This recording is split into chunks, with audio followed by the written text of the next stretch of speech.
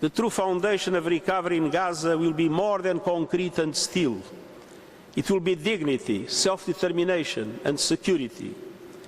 This means staying true to the bedrock of international law. It means rejecting any form of ethnic cleansing, and it means forging a political solution. There is no sustainable future for Gaza that is not part of a viable Palestinian state.